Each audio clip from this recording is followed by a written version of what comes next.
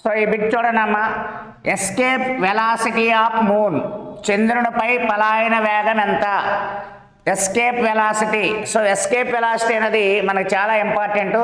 So చంద్రునిపై escape velocity ఎంత అన్నారు? సరే, భూమి పైన ఎస్కేప్ వెలాసిటీ ఎంత అంటే 11.2 km/s. ఇది ఎర్త్ పైన. చంద్రుని మీద ఎంత అని అడిగాడు మనకు బిట్టు.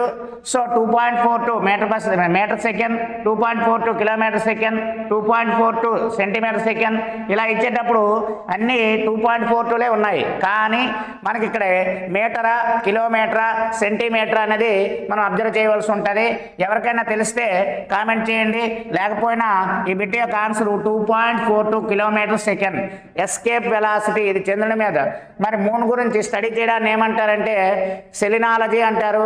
చంద్రుని మీద మొట్టమొదటిసారిగా కాలు పెట్టిన వ్యక్తులు 1969లో Neil Armstrong and Edwin Aldrin.